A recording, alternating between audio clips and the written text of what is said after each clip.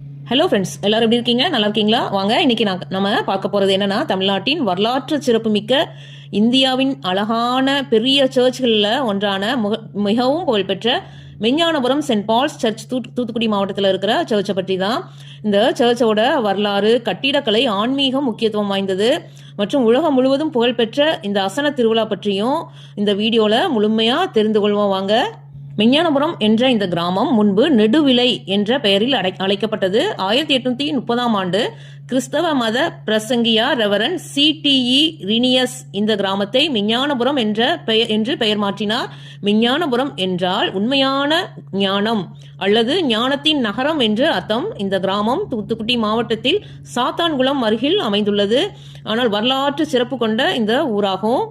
மெஞ்ஞானபுரம் மீது மிகுந்த பாசம் கொண்ட ரெவரண்ட் ஜான் தாமஸ் ஐயா இந்த கிராமத்தை ஒரு சிறந்த கிறிஸ்தவ கல்வி மற்றும் ஆன்மீக மையமாக மாற்ற வேண்டும் என்று நினைத்தார். அவரே சென்ட் பால்ஸ் சர்ச்சை வடிவமைத்தவர். 1847ஆம் ஆண்டில் இந்த பிரம்மாண்ட சர்ச் கட்டப்பட்டது. பின்னர் 1868ஆம் ஆண்டில் 192 அடி உயரமான இந்த கோபுரம் அமைக்கப்பட்டது. இந்த கோபுரம் உயரமான கோபுரம். அந்த காலத்தில் தென் இந்தியாவின் மிகவும் பிரபலமான கட்டிடமாக இது இருந்தது.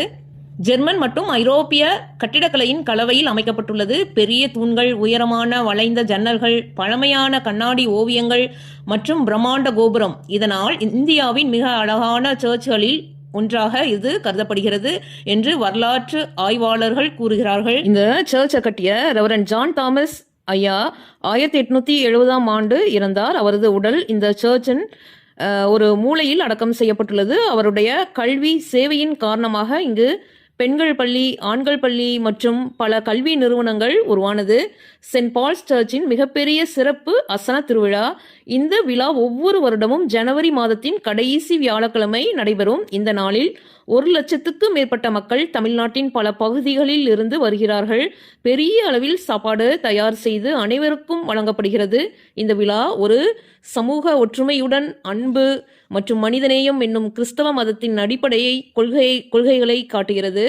இந்த சர்ச் ஒரு வழிபாட்டு இடம் மட்டுமல்ல, கல்வி, சமூக சேவை, ஆன்மீக வழிகாட்டல்கள் என்று பல விஷயங்களில் முக்கிய பங்கு வகிக்கிறது. இங்கு மக்கள் பிரார்த்தனை செய்ய, மன அமைதி பெற, ஆசீர்வாதங்களை பெற்றுக்கொள்ள, பிரச்சனைகளுக்கு விடை தேட தூர இடத்திலிருந்து வருகிறார்கள். முக்கியமாக சுற்றுலா தலமாக இது மாற்றப்பட்டுள்ளது. சுற்றுலா இடமாக மாற்றப்பட்டுள்ளது சென்ட் பால்ஸ் சர்ச்.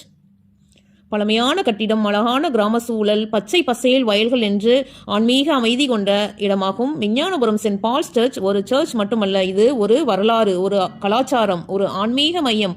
1830களில் தொடங்கிய இந்த பயணம் இன்று வரை